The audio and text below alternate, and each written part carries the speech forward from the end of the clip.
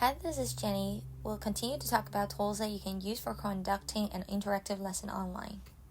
And then this is the last part about using Kahoot during an online lesson.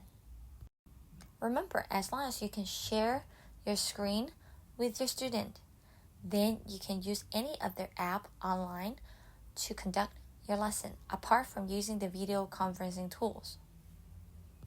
And in this last part of the Kahoot videos, I'm going to share with you some teaching ideas and how to design a Kahoot game that can help you teach.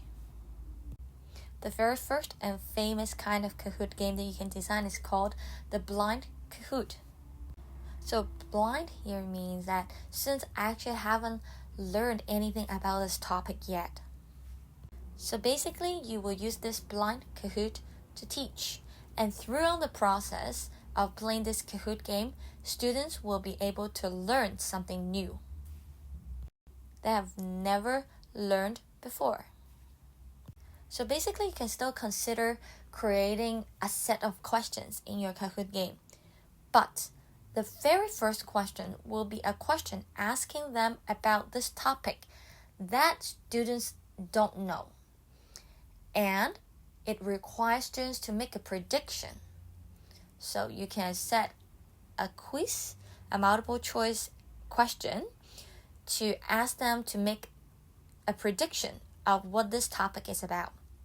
And then afterwards, in the rest of the question, you will start to create question and to guide students to explore the concept step by step. And you can go through each of these questions and then explain the concept to your students using the online video conferencing tools. And then at the very end, supposedly, students should be able to learn this new concept by answering all the questions that you have set in between and then that you have consolidated and go through. So you can repeat the first question again. But this time, it's not about making prediction. This time is to check how much students actually understand the things that you have gone through. And then this last question is to assess how much students can master about the topic. So here's an example. Assume that I need to teach passive voice. There are a lot of things that I want to talk about. Passive voice, you can talk about the language form, you can talk about when you need to use passive voice, etc. and etc.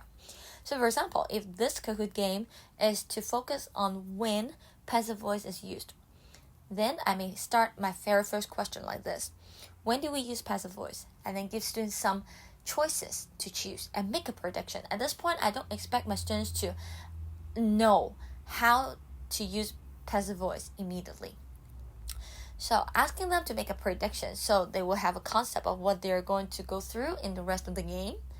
And then in the middle part of the Kahoot game, I will use different questions so that I can let my students explore different passive voice sentences so that they can identify the usage of it.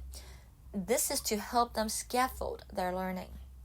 So after a certain question, maybe 10, maybe 15, if I think that after all these questions, my students should be able to understand the concept, should be able to find the rule and explore by themselves, then I will end the Kahoot game with the same question that I've set in the beginning.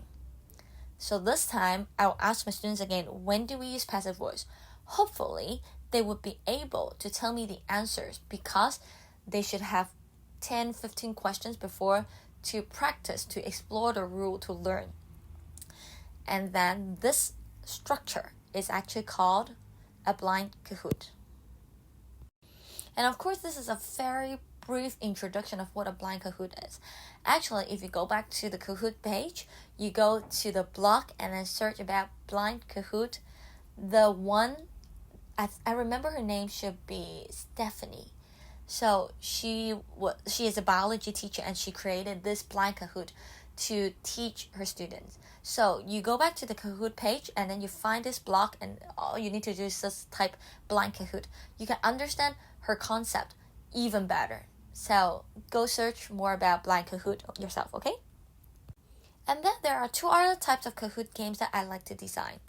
The first type is Kahoot on one single element. So when I teach, I always like to break things down into very, very, very small items. So my whole Kahoot will only ask about one thing, only one thing. It's sort of like drilling. It's sort of like helping students to learn the concept and then practice. For example, if I have made a video to talk about the difference between who and whom as a relative pronoun, in my Kahoot game, I may simply just focus on these things. My ultimate goal is just to ask students to identify the difference between who and whom and when they should use who or whom. So my whole Kahoot game will only be about who and whom. That's it. So at the end, I'm sure after 10 to 20 questions of practicing, students will be able to grasp the concept. And if after the quiz, from the report, from the statistic, I can still see that some students are not able to answer all questions correctly, then I may help those students particularly to see what problems they encounter. So the opposite way of using a Kahoot is not focusing on just one element. Instead, I will focus on all the items that I have covered as a mastery checking at the end of each unit or topic or modules that I've taught. So for example, if I have several concepts under this unit or modules, then I will include all these concepts in the Kahoot game.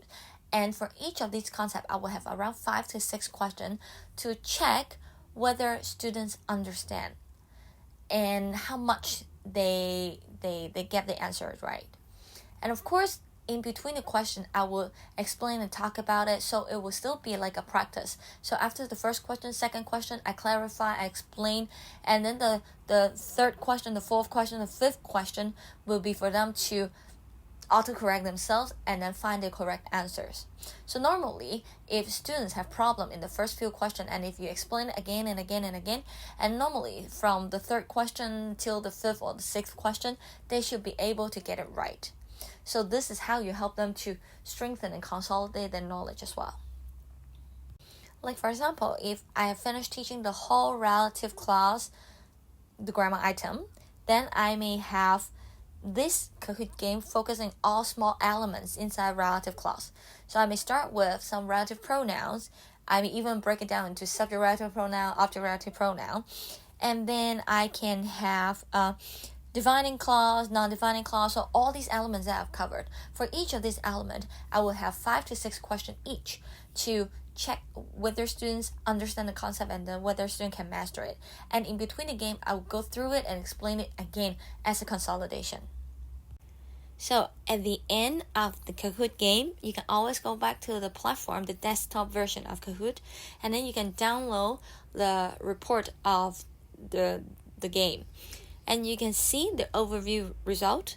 You can see the final scores that each student get, and also you can see a detailed summary of all the questions and all the answers that your students have attempted. By looking at that report, then you will know that every single student, what they're good at and what they're still not good at, so that you can clarify the concept, you can help individual students to clarify concept. So this is how you can use Kahoot to check the mastery of students' learning. So that's it of a little sharing of how you can use Kahoot to teach. And that is also the end of introducing Kahoot as a tool for online teaching as well. So if you have any questions, feel free to email me and ask. And in the other parts of the videos, I'll continue to talk about and share more about different other tools that you can use in your online lessons. Thank you.